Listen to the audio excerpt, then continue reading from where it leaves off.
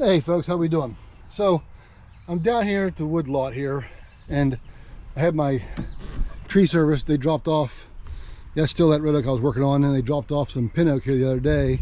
So I came down yesterday and cut a little bit, and I wanted to show you my setup here on my saw, just to let you know how I'm doing things. And let me get this camera right so you can see. Take my sunglasses off so I can see. So as you all know, I bought this Pro Sizer. That's a laser that comes out, and I measured it off the tip, thanks to another subscriber who mentioned measuring off the tip of your saw instead of back here. And it works great, especially for this setup here. And but I also have these zip ties off to the side. I think that was in the Woodyard website or YouTube channel that had that idea. So we're going to give him props for that. And that measures off of here, which works really well with a different setup. And here's what I'm telling you, what I want to show you. So when you have a lot of logs laid up like this, let me get my saw so you can see what I'm talking about. Whoops. So when you're in here and you're cutting, right, I can't always get my saw in here to use the zip ties to measure with, right? Because, like, let's say I'm cutting this one, I can't get in there, obviously, because my blade's in the way.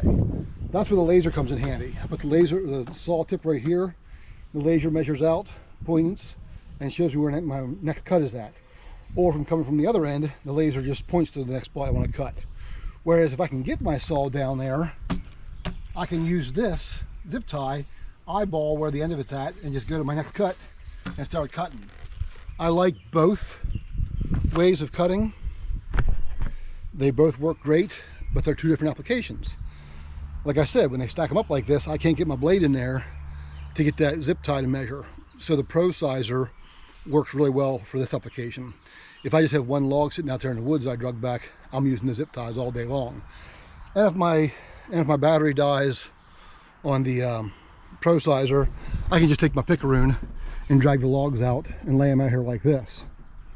So I'm really close. So both applications, again, work great. I know some of you will have different ways of doing things. This is what I found that works best for me. I used to carry around a pre-measured stick, and I would pre-mark everything with orange paint.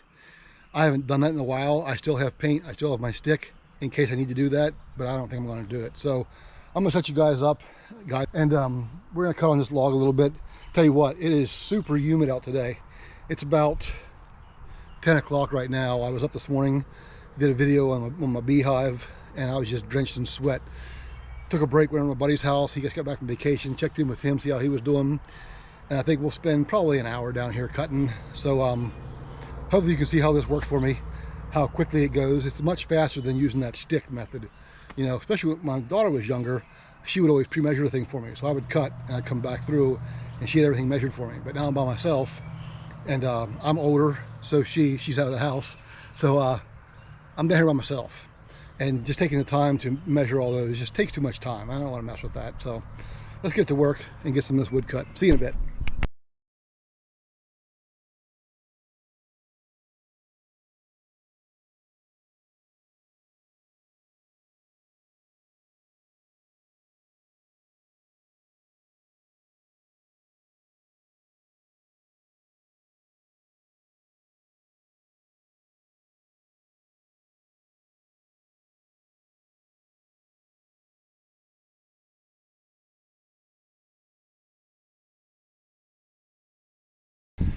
Now, if you've been cutting firewood for a while, you know this. You can ignore this part of the video. So what you're seeing me do on these logs laying on the ground is I'm cutting 75% of the way through the log, roughly. And then I'm rolling it over and finishing the cut. Why am I doing that? Because if that bar chain hits that ground, there's stones in that dirt, there's sand, there's all kinds of stuff that you don't want your chain to hit. I just sharpened this thing. It's cutting great. As soon as I hit that dirt, if you see me hit it, hopefully you don't, you're going to see those chips turn to dust, and you're not cutting very well, and you're just working harder. Your saw's working harder. It's not good for you. It's not good for the saw. Nothing. Not good for nothing, man. So that's what I'm doing. Now these logs up, stick up like this one right here, you know, no problem. I just cut right through them, keep on rolling. And but those logs in the ground, you either got to prop them up or cut through them halfway or 3/4 of the way, whatever, and then roll them and finish the cut. That's all I'm doing. Give you a little update. Like he said, if you already know that, just ignore that. I'm just talking. See ya.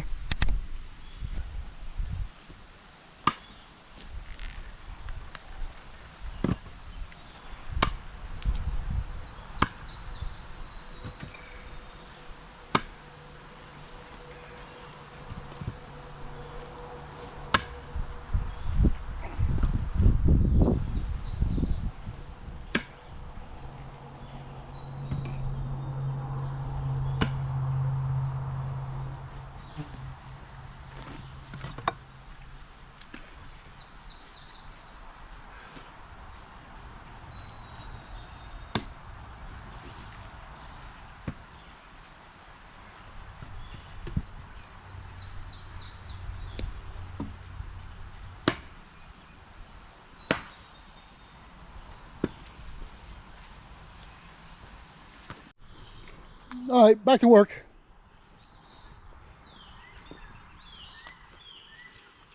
Booing on my power pack.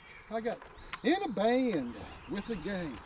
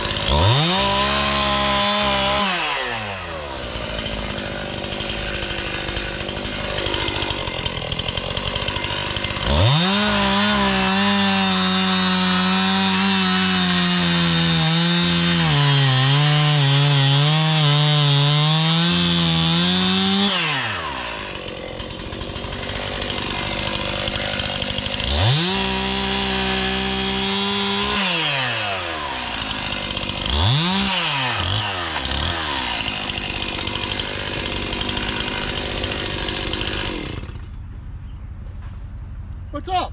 There's a baby deer over there.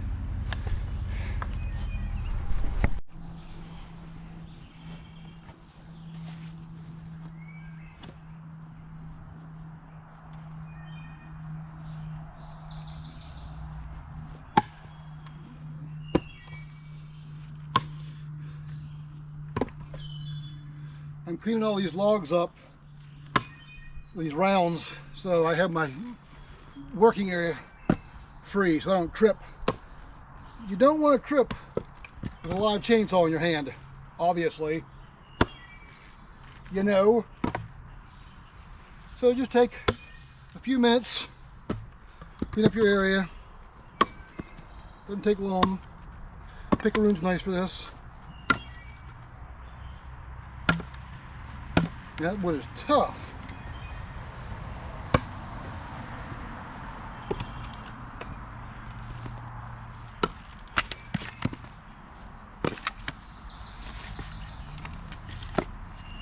Man, it's muggy out today. Whew.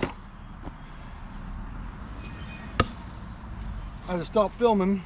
The wife came by, coming back from her morning hike, so took a little break.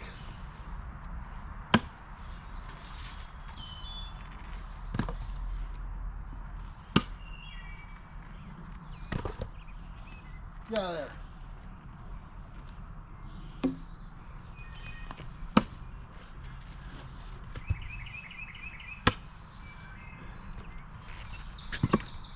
So, if you watched my previous video of me cutting down here and things, you'll know that last time I cut down here, loaded the rounds on a trailer, drove them up closer to the house, and stacked them up there, and then split them again. Like, why am I doing that? You know, if I was going to stack them up and leave them in rounds for a while, okay, no problem. But why not? I think what I want to do is bring the trailer down and leave it here, then bring the wood splitter down here and split the firewood and throw it right in the trailer. That way I'm not handling the wood one more time. I handled it enough. I get tired of that. So we'll get back to work. I think we'll be able to finish this load up today and get done. We'll leave it down here and we'll get to it again. So I'm gonna get back to cutting, and you can get back to watching. Sorry, one thing I wanted to add is you can see now I stopped time-lapsing because I wanted to show you that sometimes the ProSizer works really well for measuring your length, and other times it's actually quicker to use that zip tie on there. Just boom, boom, boom, keep going, because you can't always see the ProSizer real well, and you got to get it lined up just right and see where it's going to land. But it works for this application. When the logs are out here, it's much faster just to use that zip tie and go on down the line real quick. But having both at my ready makes it real nice. So that's what I've been doing, using two at once, especially when they're like this. So, okay, now I'll shut up and get back to work. You'll see the zip tie over here.